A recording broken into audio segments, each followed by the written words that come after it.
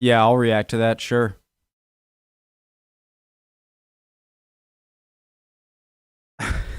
Let's go. Hi, this is Matt. My name's Connor. If you're new, original link to the video, top of the description, from Useful Charts. Great channel. Ooh. What if Napoleon... anything? Yes, please. Useful Charts, original link. I said all the things. Let's go. Timeline of German political parties. Let's learn. I don't know much. Obviously, our education system focused mostly on this period right here. So, holy crap. I'm sure I'm gonna have a lot of questions. So, you guys are always great with that. Let's go. Let's learn. Matt Baker. Hi, Hey, Matt. this is Matt Baker.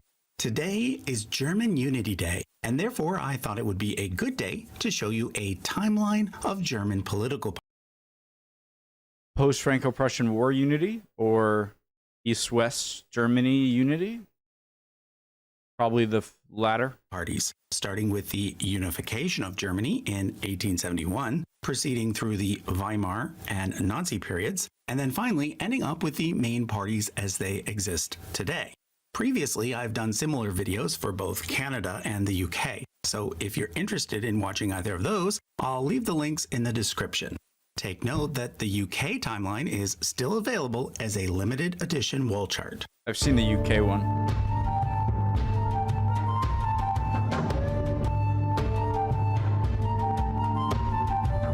Stay hydrated, guys.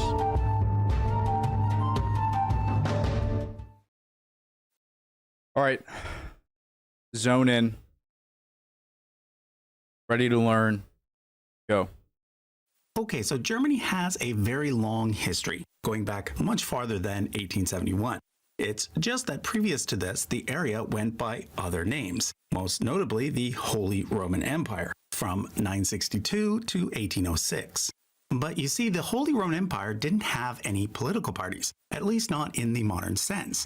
Instead, it was a collection of mostly small, independent monarchies, ruled by dukes, counts, and princes, with an emperor presiding over the whole thing. However, during the Napoleonic Wars, the empire crumbled. So for most of the 1800s, the German states were in a state of flux. Then, in 1848, revolution broke out, fueled by the people's desire for a new unified German state, this time one based on democratic principles. That's the thing that always interests me is when does a country start? Like, is Germany only 160 years old? Is Italy only like 150 years old?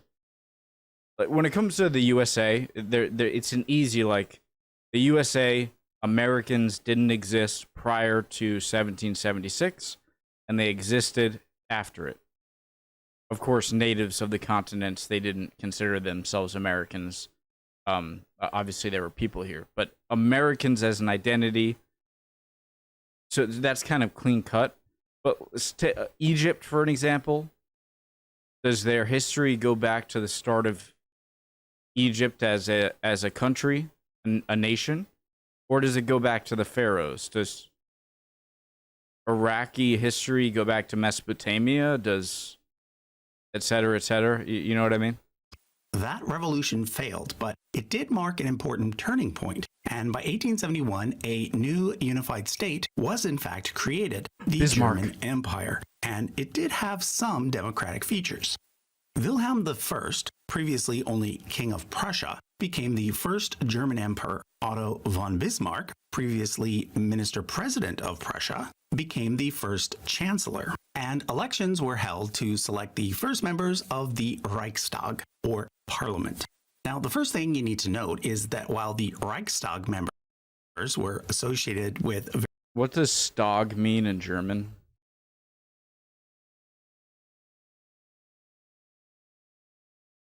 Day. Rich? Huh? Oh, God. Okay, I'm sorry. That was a fail. various political parties. To note is that while the Reichstag members were associated with various political parties, the Chancellor was not, nor was he elected.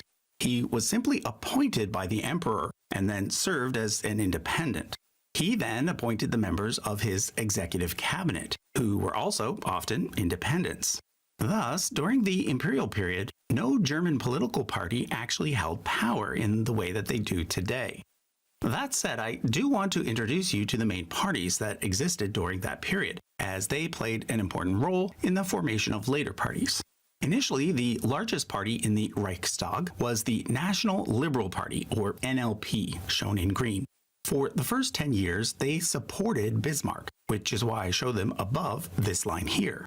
This line is important because throughout this entire chart, parties shown above the line are those that either help form the government or are at least strongly aligned with the government, whereas parties shown below are those that are in opposition. Someone who I'm not the best learner, so I appreciate that.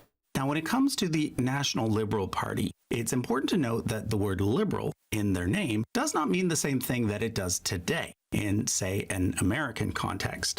You see, nowadays, liberals are usually associated with the political left, but originally, a liberal was simply anyone who supported things like democracy, property rights, freedom of the press, freedom of religion, and in the case of the NLP, free trade. But you see, in 1873, just 2 years after the formation of the German Empire, an economic depression started in Europe. In fact, it was called the Great Depression, up until the even Greater Depression in the 1930s. And because of this, starting around 1881, Bismarck abandoned his alliance with the NLP and started to promote protectionism, aligning himself instead with the two main conservative parties. These were the German Conservative Party, which consisted mainly of wealthy nobles, as well as the German Reich Party, which consisted mainly of wealthy business magnates. This new alliance between the Chancellor and the Conservatives would remain until the end of World War I.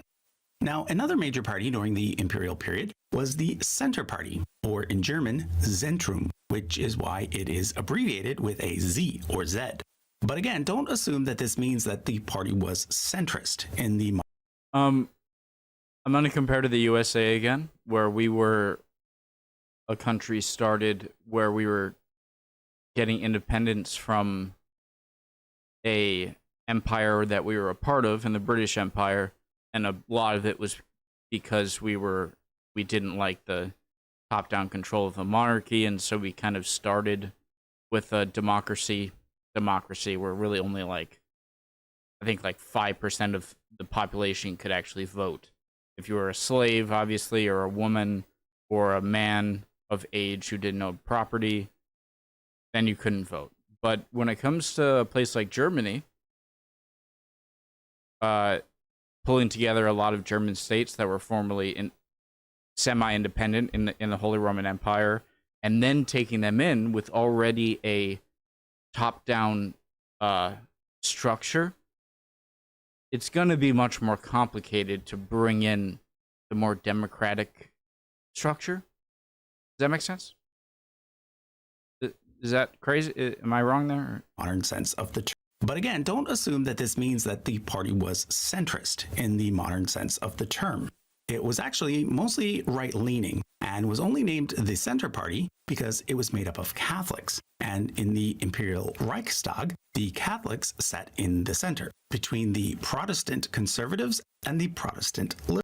Oh, so it meant center positioned where you sit in the parliament. Anyhow, the Center Party is important because it was basically the forerunner of the current Christian Democratic Union, which is one of the two main parties in Germany today. I heard that. The other main party today, the Social Democratic Party, or SPD based on the German, also got its start during the imperial period, being officially founded in 1875, when two worker-based parties united. It was quickly made illegal, though, due to fears that its socialist ideas would start a revolution. However, in 1890, it was made legal again, and this time the party adopted an even more explicitly Marxist agenda, although this was later softened as the decades went by.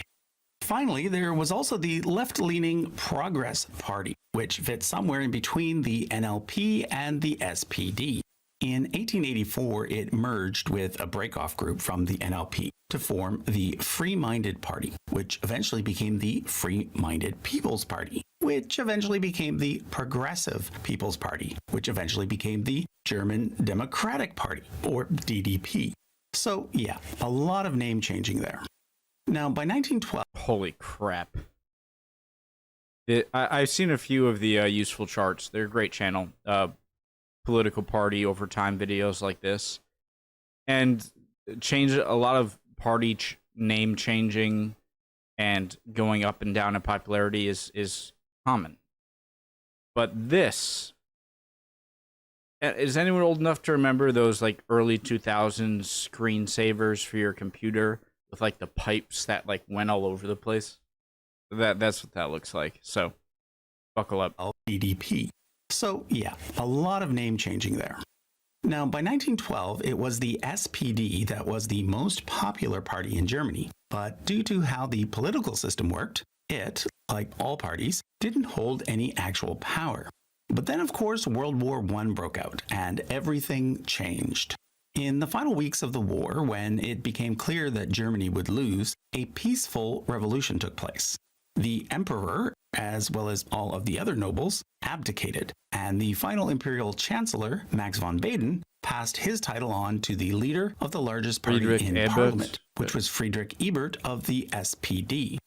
But then things did get a bit violent because a radical breakoff group from the SPD wanted to set up Soviet-style councils instead of having a parliamentary system.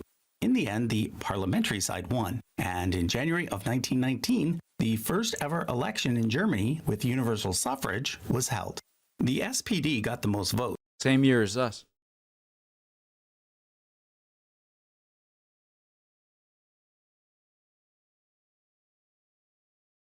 I thought I had to sneeze. I wish I did. I hate it when I think I have to and I don't. So do you think that I'm sure there's a combination of factors, but the reason that so many nations had women's suffrage, women's right to vote in 1918, 1919, 1920 was because World War I was that first war where it was like total war. Like every man of age, you went to war. Everything went with it. And so when you came back and the war was over and women had to go into, were allowed or had to go into factory jobs and things that were usually reserved for men, that when they came back and they saw what they're already doing, do you think that was a big reason why it's like, all right, women deserve the right to vote now? A little off topic, not really, but curious if anyone has a take on that. So, yeah. In Germany, with universal suffrage, was held. The SPD got the most votes, so Friedrich Ebert went from chancellor to president, which was a new title that replaced emperor as head of state.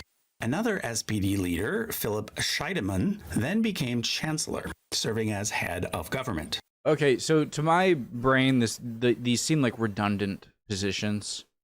But so is the president more like handling foreign affairs and more ceremonial duties, whereas the chancellor handles more internal affairs, domestic However, stuff? the SPD did not have enough seats to form a majority, and therefore they had to form a government with the help of the Center Party and the DDP, which actually worked well because it was these three parties who were the most dedicated to the idea of creating a new parliamentary republic.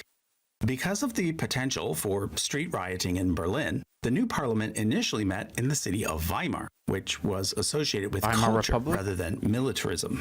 It was there that the new constitution was written, which is why the subsequent period became known as the Weimar Republic.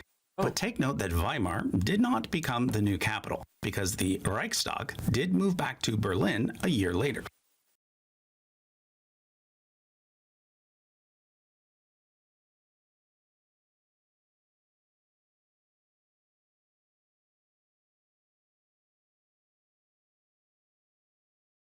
Ooh, Leipzig.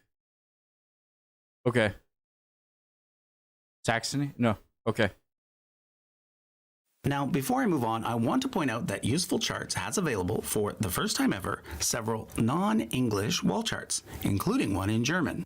Basically, this chart is exactly the same as our best-selling Timeline of World History, only the text is in German.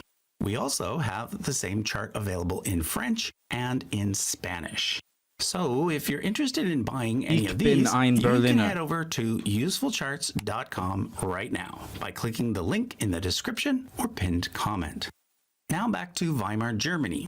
As you can see, the Weimar period was very unstable, with the role of chancellor constantly changing hands, and several parties, particularly the SPD, constantly coming into and out of government. Okay, so this isn't that surprising, seeing how after World War I and the disastrous repercussions from the Treaty of Versailles, which might have been a bit overdone, and then with the economic problems of the late 20s and 30s, it's not a surprise that there was a lot of switching in this period, right? Particularly the SPD, constantly coming into and out of government. President Ebert, however, served until his death in 1925. At this point, a special presidential election was held, and it was won by the independent candidate, Paul von Hindenburg, who had been head of the German army during the second half of World War I. It was during his tenure that things took a turn towards the extreme right. To explain, I have to go back and show what happened to the two conservative parties after the fall of the empire. Sorry, it's just a little comical that just looking at this, like everyone's like, no, this, this up, this down, this up, this down, this up, down, and then the Nazis just come in and it's like, hey, what about me? And then they just take power. Go back and I know that's a childish simplification, but turn to I shouldn't have even paused for that. I'm sorry. Half of World War I. It was during his tenure that things took a turn towards the extreme right. To explain, I have to go back and show what happened to the two conservative parties after the fall of the empire. Well, they basically coalesced into the DNVP, or in English, the German National People's Party. It was mostly due to them that Hindenburg became president, although there was also the fact that the left split the vote with the increasingly popular Communist Party, or KPD. Over the next few years, the main Weimar parties tried to keep the communists out of government, but by doing so, they had to sometimes work with the DNVP.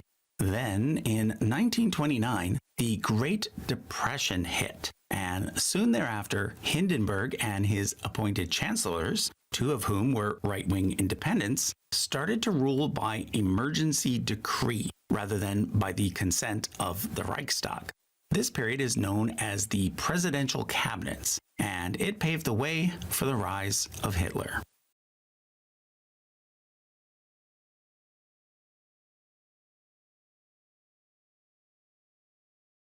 So the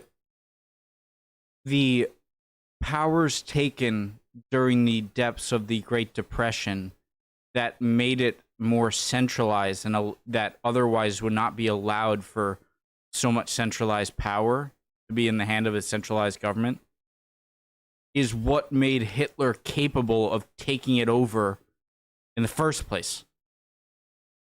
I don't know why I never thought of that. That makes so much sense. This is the great points and why I love learning about history is when I think I know a good amount about a subject and then something pops up and makes so much more make sense.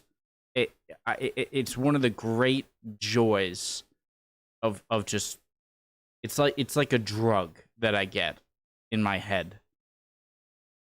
Epinephrine? No. What's the term?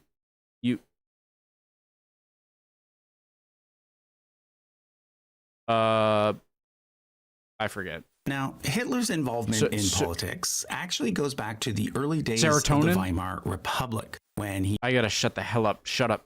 Me, shut up. and it paved the way for the rise of Hitler. That makes so Now, much sense. Hitler's involvement in Okay. politics actually goes back to the early days of the Weimar Republic, when he basically took over an obscure party called the DAP and turned it into the Nazi Party, which was officially known as the National Socialist German Workers' Party.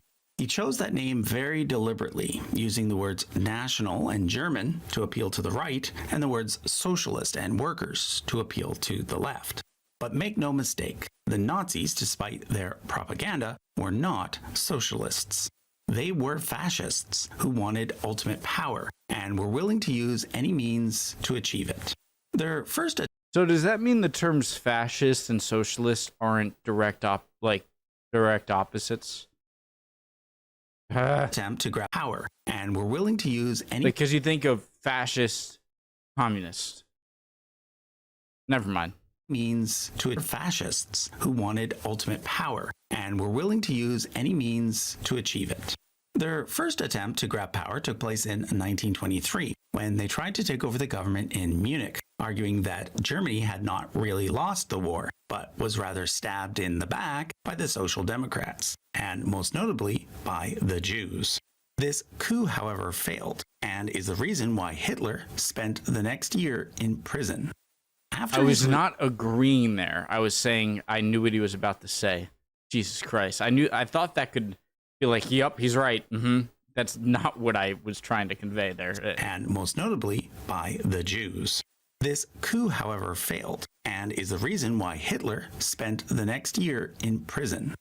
After his release, though, he Writing- continued to build the Nazi Party, and in What was less this than a book? decade, they were the largest party in the Reichstag.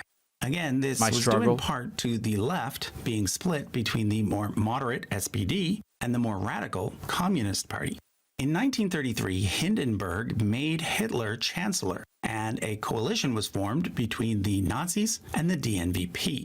Then, just 1 month later, the Reichstag was set on fire, perhaps by See, a that's lone another thing, is that chancellor to my American brain sounds like a very authoritarian term. Like, I am chancellor, you know? But it wasn't. It was like prime minister, essentially. Later, the Reichstag was set on fire, perhaps by a lone arsonist, perhaps by communists plotting a coup, or perhaps by the Nazis themselves. False This flag. is all still debated. But the end result was that it gave the Nazis an excuse to Never pass let a good the tragedy go to Reichstag waste. Fire decree, which took away most civil liberties, and then the Enabling Act, which gave the Nazis the power to make and enforce whatever laws they wanted to. Pretty soon, all other parties, including the DNVP, were made illegal, and anyone who posed a serious threat to Hitler was killed. The final step in Germany's transition from republic to dictatorship occurred when President Political infighting, otherizations of others who aren't like you, disastrous consequences of an ended war, and then debilitating repercussions from a treaty, and then increasing government power can lead to very bad things humans can do. It seems the lesson I'm taking away. Germany's transition from republic to dictatorship occurred when President Paul von Hindenburg died in 1934. At this point, the roles of president and chancellor were merged, and Hitler was thereafter referred to simply as the Führer, which is the German Führer. word for leader. Führer. Now, that's all Führer. I'm going to say about the Nazis, as I think they get enough attention on history channels as it is. So let's jump ahead to after World War II. Frederick For the Merz. first 4 years, Germany was controlled by the four main Allied powers. But you see, soon after World War II ended, a new war began, the Cold War, with the US, UK, and France on one side, and the Communist Soviet Union on the other. Thus, Germany ended up being split into two new countries, And West Berlin. Germany Jeez. and East Germany. Since this chart only shows the political parties of West Germany, let me quickly tell you what happened in East Germany. Cool. Basically, Yep. in East Germany, the SPD and KPD merged to create the Socialist Unity Party of Germany. And since East Germany Sozialistische Einheitspartei Deutschlands. or Deutschland Sozialist. Became a single-party communist state allied with the Soviet Union. This party was the only party until the dissolution of East Germany in 1990. However, in West Germany, a multi-party republic was re-established under a new constitution called the Basic Law, this time with the parliament being called the Bundestag. Both the SPD and the communist KPD were revived under their former names. The Center Party was as well, and still exists to this day. But the vast majority of its members, who remember were Catholics, founded a new party instead, together with socially conservative Protestants from other former parties. This new party was called the Christian Democratic Union, or CDU, although in Bavaria, a separate but allied party was formed called the Christian Social Union, or CSU. These two union parties won the most amount of seats in the first election, but not enough to form a majority. So if there are two parties, but they are in a union, why are they represented by one black line? Did I miss something? In the first election, but not enough to form a majority. They therefore had to form a coalition with two other new parties. The main one was the FDP, or Free Democratic Party. It had been created by former members of both the DVP as well as the DDP. The other was the German Party, which was a monarchist party made up primarily of former DNVP members. It eventually dissolved in 1961. In 1949, Konrad Adenauer, being that he was the leader of the CDU, which was the largest party in the Bundestag, thus became West Germany's first chancellor. However, under the new and current constitution, German presidents are elected a bit differently. Basically, every member of the Bundestag gets to vote, as well as some special delegates from each state based on proportional results. In the very first election, Theodor Heuss from the FDP was selected. This is because the FDP was a member of the ruling coalition, and all of the coalition members chose to support him. It's important to note, however, that under the new constitution, the German president does not actually hold much power and is mostly just a figurehead. It's the chancellor who is the primary leader of the country. The CDU remained the dominant party in West Germany for the first 20 years of its existence, during which time West Germany was able to quickly rebuild its economy. Take note that from this point forward, the years shown represent election years. The CDU always had to form coalitions, though, usually with the FDP, although take note that in 1953, this short-lived party was a part of the coalition as well. In English, it was known as the All-German Bloc, League of Expellees and Deprived of Rights. Basically, it represented those Germans who had been living outside of Germany during the war and had subsequently been expelled from those countries. In 1966, something interesting happened. There was a falling out between the CDU and the FDP over the budget, resulting in the CDU needing a new coalition partner in order to stay in power.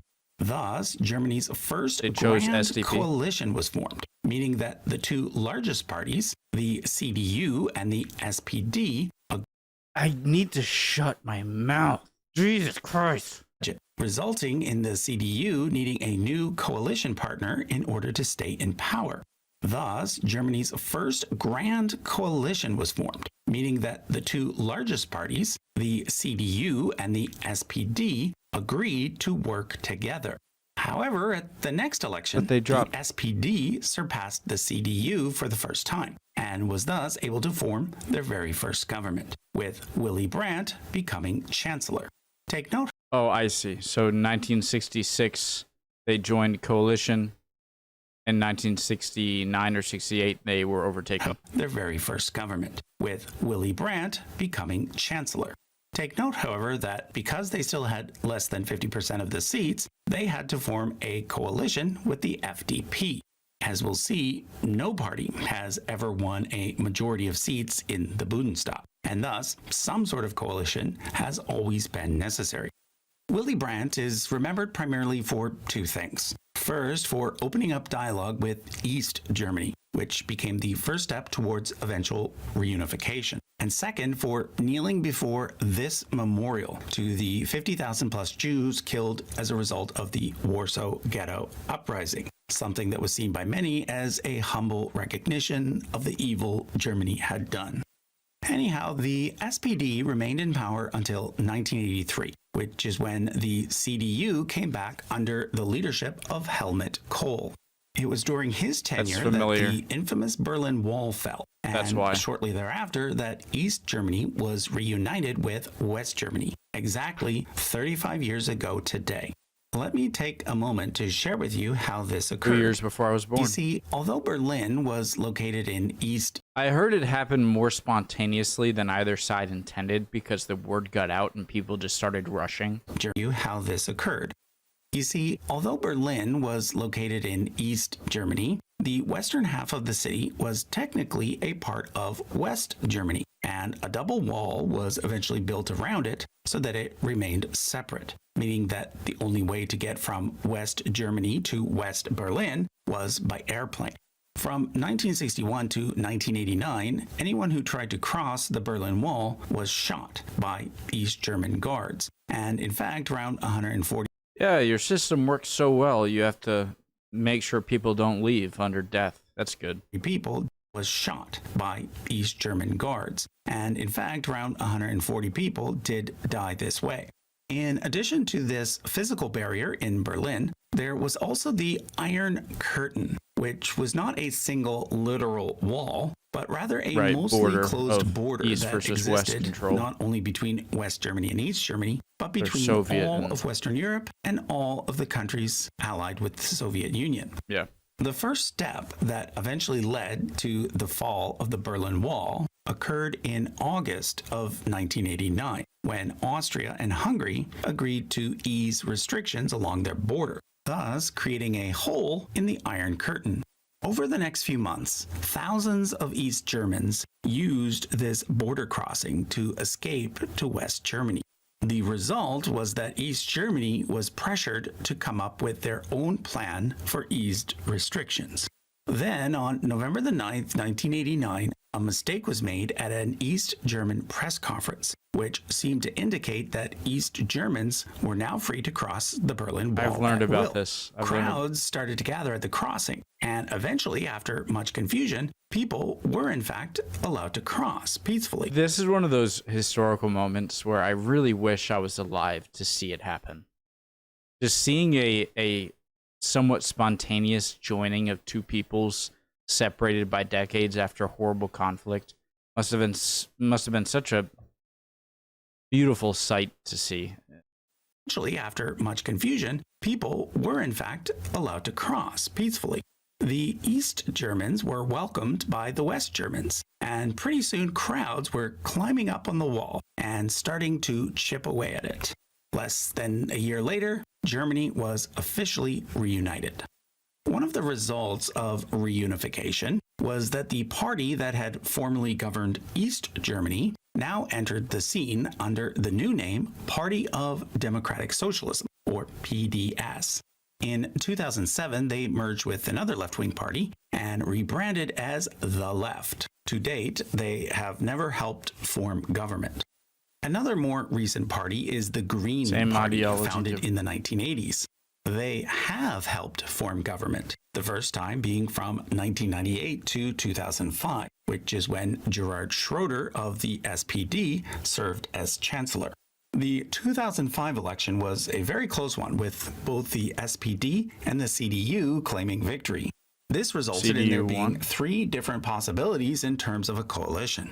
The first was that the CDU could govern with the help of the FDP and the Greens, something known as a Jamaica coalition, because the colors of the three parties would match those of the Jamaican flag. The second possibility was that the SPD could govern with the FDP and the Greens, something known as a traffic light coalition, because, well, the colors would match those of a traffic light. You could say a load of African countries coalition that have green, yellow, and red as their colors. However, it was the third possibility that ended up being the one chosen, The and that Guinea was Coalition, another or- grand coalition, like the one back in the SPD, 1960s when the Okay. two big parties worked together.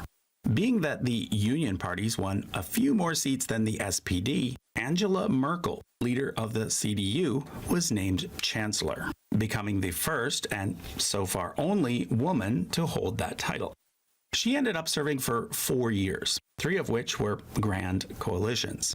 In 2021, after Merkel's retirement, the SPD finally surpassed the Union parties in terms of seats, and thus their leader, Sorry, so was Merkel with which one?